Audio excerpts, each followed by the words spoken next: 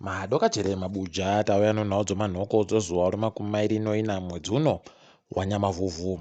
Nyasi kuZambia kwanga kuri pamakuwerere, vanhu vakaita utachatacha ikweyo. Zvanga zviri kufadza apo mutungamiri wenyika mutsva ikweyo anga ari kutora mhiko dzache dzokutandisa basa.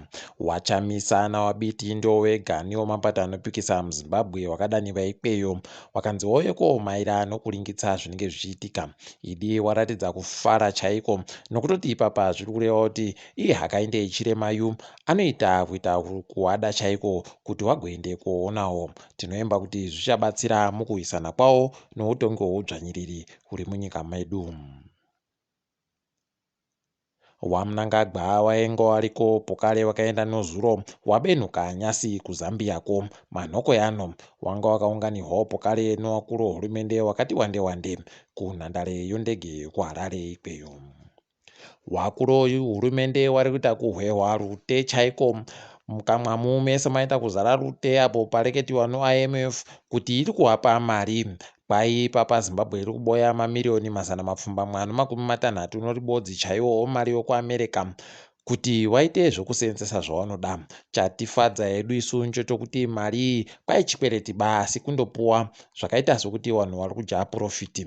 Ichi chiri kundohwadza ndechekuti padande mutande vanhu vese vanga vari kundoreketa kuti mari iyi yatopera iribe kana kusvika munyika medu. Hino mabiya angu kuti zvakamira sei, ticharamba tichiringitsa kuti inenge ichiseenzesiwei. Iwo wakuru wehurumende wagotiwo wada kuti ibatsiridze kutenga zvodziwa mupengo pabodzipo nozvimwewo, asi ticharamba takaringa kwainozoenda chaiko chaiko.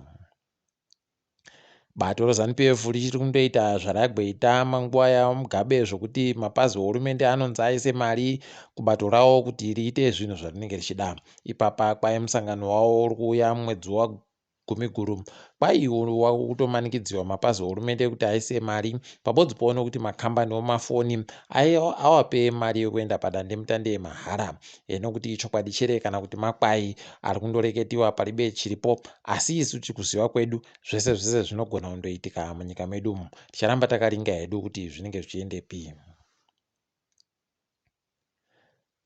Nyika yedu yeZimbabwe yapuwa tumwe tumushonga todziwa mupengo tunoita milioni kubva kuChina kwoSinovac.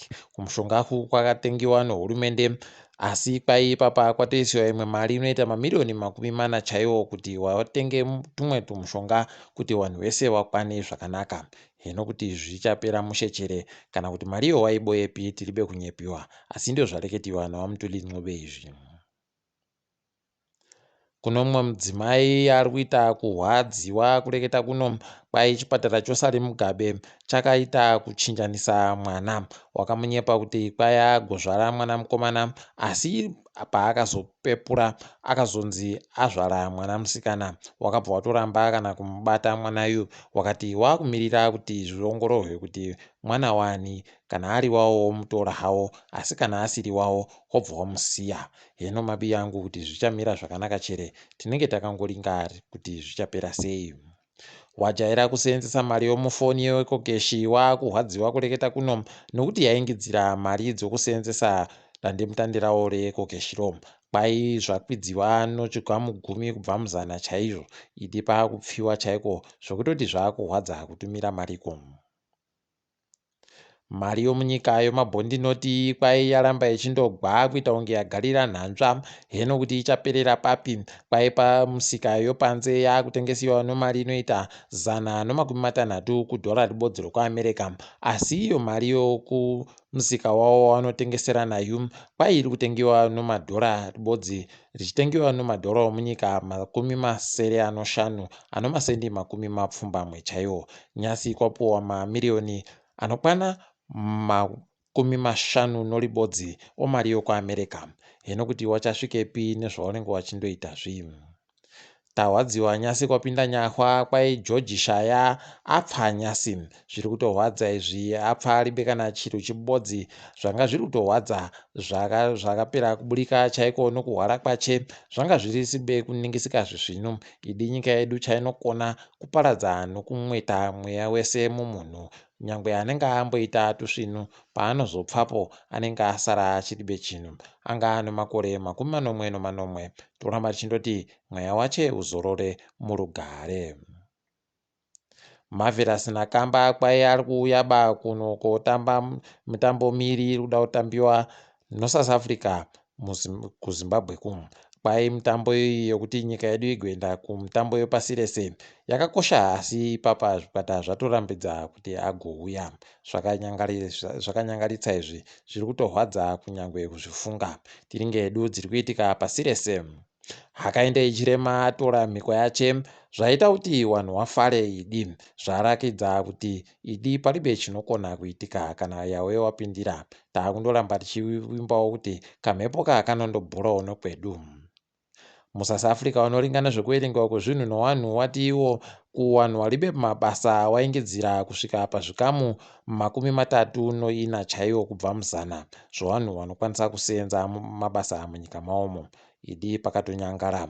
WaJacob Zuma wakumbira vanhu vese zvavo pasi rese kuti wavabatsire kusimudza mari yokuti wabhadhare magweta avo panyaya dzavari kuendesiwa kumatare edzimhosva dzinhu.